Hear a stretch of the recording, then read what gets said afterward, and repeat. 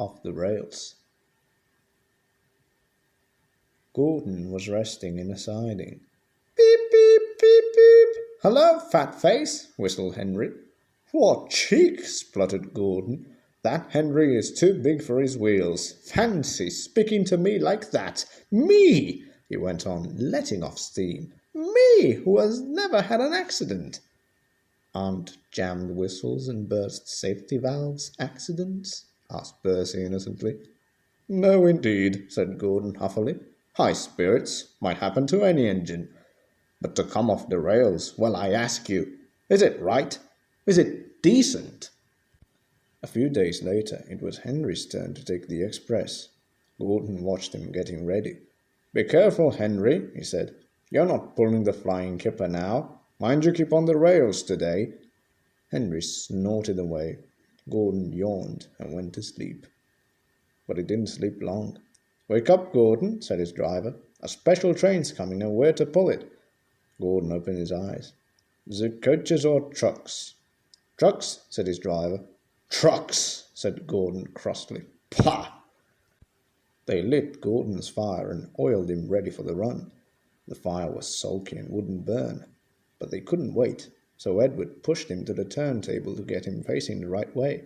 "I won't go, I won't go," grumbled Gordon. Don't be silly," puffed Edward. Gordon tried hard, but he couldn't stop himself being moved. At last he was on the turntable. Edward was uncoupled and backed away, and Gordon's driver and fireman jumped down to turn him round. The movement had shaken Gordon's fire. It was now burning nicely and making steam. Gordon was cross and didn't care what he did. He waited till the table was halfway round. I'll show them," he hissed, and moved slowly forward. He only meant to go a little way, just far enough to jam the table and stop it turning, as he had done once before. But he couldn't stop himself, and slithering down the embankment, he settled in a ditch. "Whoosh!" he hissed as his wheels churned the mud. "Get me out! Get me out!"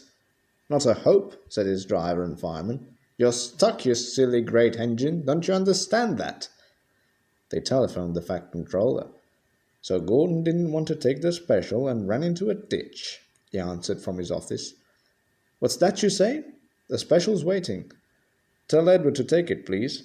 And Gordon? Oh, leave him where he is. We haven't time to bother with him now." A family of toads croaked crossly at Gordon as he lay in the mud. On the other side of the ditch some little boys were chattering. "Coo, doesn't he look silly? They'll never get him out." They began to sing. "Silly old Gordon fell in a ditch, fell in a ditch, fell in a ditch. Silly old Gordon fell in a ditch, all on a Monday morning." The school bell rang, and still singing they chased down the road. "Pshaw," said Gordon, and blew away 3 tadpoles and an inquisitive newt. Gordon lay in the ditch all day. "Oh dear," he thought, "I shall never get out." But that evening they brought floodlights. Then with powerful jacks they lifted Gordon and made a row of sleepers under his wheels to keep him from the mud. Strong wire ropes were fastened to his back end, and James and Henry, pulling hard, at last managed to bring him to the rails. Late that night Gordon crawled home, a sadder and a wiser engine.